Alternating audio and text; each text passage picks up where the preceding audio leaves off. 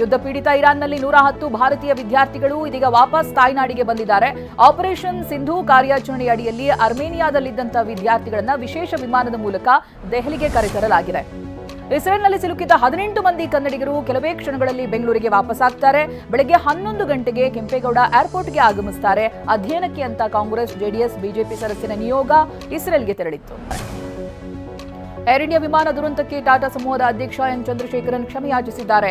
ದುರಂತದ ತನಿಖೆ ನಡೀತಾ ಇದೆ. ಪ್ರಾಥಮಿಕ ತನಿಖಾ ವರದಿ ಬರುವುದಕ್ಕೆ 1 ತಿಂಗಳಾಗುತ್ತೆ. ತನಿಖೆ ಪೂರ್ಣಗೊಳ್ಳುವವರೆಗೂ ಶಾಂತ ರೀತಿಯಲ್ಲಿರುವಂತೆ ಮನವಿಯನ್ನು ಮಾಡಿಕೊಂಡಿದ್ದಾರೆ.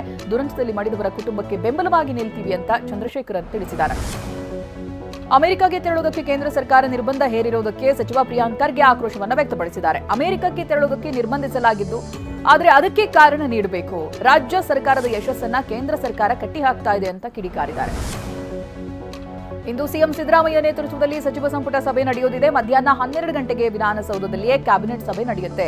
ನಿಗದಿಯಂತೆ ನಂದಿ ಬೆಟ್ಟದಲ್ಲಿ ಸಚಿವ ಸಂಪುಟ ಸಭೆ ನಡೆಯಬೇಕಾಗಿತ್ತು. ಆದರೆ ಸರ್ಕಾರ ನಂದಿ ಬೆಟ್ಟದಲ್ಲಿ ನಡೆಯಬೇಕಾಗಿದ್ದಂತಹ ಸಂಪುಟ ಸಭೆಯನ್ನ ನಿನ್ನೆ ರದ್ದುಗೊಳಿಸಿದೆ. ಆಂಧ್ರದಲ್ಲಿ ರಾಜ್ಯದ ತೋತಾಪುರಿ ಮಾವು ನಿರ್ಬಂಧಕ್ಕೆ ಸಚಿವ ಬೈರತಿ ಸುರೇಶ್ ಆಕ್ರೋಶವನ್ನ ಹೊರಹಾಕಿದ್ದಾರೆ. ನಿರ್ಬಂಧ ತೆರವು ಮಾಡದೇ ಇದ್ರೆ ಆಂಧ್ರದ ಬೆಳೆಗೂ ಕೂಡ ನಿರ್ಬಂಧ ಹೇರಲಾಗುತ್ತೆ ಅಂತ ಎಚ್ಚರಿಕೆಯನ್ನು ಕೊಟ್ಟಿದ್ದಾರೆ. ಮಾವು ಬೆಳೆಗೆ ಬೆಂಬಲ ಬೆಲೆ ನೀಡುವುದಕ್ಕೆ ಸರ್ಕಾರ ಸಿದ್ಧ ಇದೆ ಅಂತ ಸಚಿವರು ತಿಳಿಸಿದ್ದಾರೆ.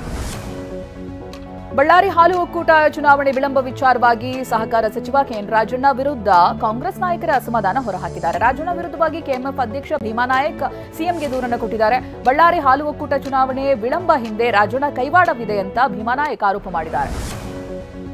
ಬೆಂಗಳೂರು ಹಾಲು ಒಕ್ಕೂಟ ಅಧ್ಯಕ್ಷ ಸ್ಥಾನದ ಮೇಲೆ ಕಣ್ಣಿಟ್ಟಿರುವಂತಹ ಮಾಜಿ ಸಂಸದ ಡಿಕೆ ಸುರೇಶ್ ಇವತ್ತು ನಾಮಪತ್ರ ಸಲ್ಲಿಸಲಿದ್ದಾರೆ. ಬೆಳಗ್ಗೆ 10:30ಕ್ಕೆ ನಾಮಪತ್ರವನ್ನು ಸಲ್ಲಿಸಲಿದ್ದಾರೆ. ಬಮುಲ್ 14 ನಿರ್ದೇಶಕರನ್ನು ಒಳಗೊಂಡಿದ್ದು ಡಿಕೆ ಸುರೇಶ್ ಅಧ್ಯಕ್ಷರಾಗುವುದು ಬಹುತೇಕ ಖಚಿತ ಅಂತ ಹೇಳಲಾಗ್ತಾ ಇದೆ. ಹೆದ್ದಾರಿಯಲ್ಲಿ ವೀಲಿಂಗ್ ಮಾಡ್ತಾ ಇದ್ದ 3 ಕೋಲಾರ ಸಂಚಾರಿ ಪೊಲೀಸರು ಬಂಧಿಸಿದ್ದಾರೆ. ನವಾಜ್ ಸಾದಿಕ್, ಸದ್ದಾಂ ಪಾಷಾ ಎಂಬುವರನ್ನ ದಸ್ತಗಿರಿ ಮಾಡಿ 3 ಬೈಕ್ಗಳನ್ನು ವಶಪಡಿಸಿಕೊಂಡಿದ್ದಾರೆ. ಆರೋಪಿಗಳು ರಾಷ್ಟ್ರೀಯ ಹೆದ್ದಾರಿ 75ರಲ್ಲಿ ವೀಲಿಂಗ್ ಮಾಡ್ತಾ ಇದ್ರು. ಬೆಂಗಳೂರಿನ ಸೇಂಟ್ ಮೇರೀಸ್ ಗರ್ಲ್ಸ್ ಹೈಸ್ಕೂಲ್ ವಿರುದ್ಧ ಕೇಸ್ ದಾಖಲಾಗಿದೆ. ಶಾಲೆಯ ಉದ್ದೇಶಪೂರಿತ ತಪ್ಪಿನಿಂದ 10 ವಿದ್ಯಾರ್ಥಿಗಳು ಅನುತ್ತೀರ್ಣಗೊಂಡ ಆರೋಪದ ಮೇಲೆ ಪ್ರಾಂಶುಪಾಲರು ಹಾಗೆ ಆಡಳಿತ ಮಂಡಳಿ ವಿರುದ್ಧವಾಗಿ ಎಫ್ಐಆರ್ ದಾಖಲಾಗಿದೆ. ರಾಯಚೂರಿನಲ್ಲಿ ಅಕ್ರಮವಾಗಿ ಕಾಳಸಂತೆಯಲ್ಲಿ ಪಡಿತರ ಅಕ್ಕಿ ಮಾರಾಟಕ್ಕೆ ಯತ್ನಿಸ್ತಾ ಇದ್ದ ವೇಳೆ ಪೊಲೀಸರು ದಾಳಿ ಮಾಡಿದ್ದಾರೆ. ಬೊಲೆರೋ ಪಿಕಪ್ ವಾಹನದಲ್ಲಿ ಅಕ್ಕಿ ಚೀಲ ತುಂಬಿಕೊಂಡು ಹೋಗ್ತಾ ಇದ್ದಂತ ವೇಳೆ ದಾಳಿ ಮಾಡಿ 3 ಬಂಧಿಸಲಾಗಿದೆ. 41 ಚೀಲಗಳಲ್ಲಿದ್ದಂತ 1312 ಕೆಜಿ ಪಡಿತರ ಅಕ್ಕಿಯನ್ನ ವಶಕ್ಕೆ ಪಡೆಯಲಾಗಿದೆ. ಇನ್ನು ಗುಜರಾತ್ನಲ್ಲಿ ಮಳೆ ಅಬ್ಬರಿಸಿ ಬೊಬ್ಬಿರಿತಾ ಇದೆ. ಮಳೆಗೆ ಗಾಂಧಿನಗರದ ರಸ್ತೆಗಳು ಹೊಳೆ ರೀತಿಯಾಗಿದೆ.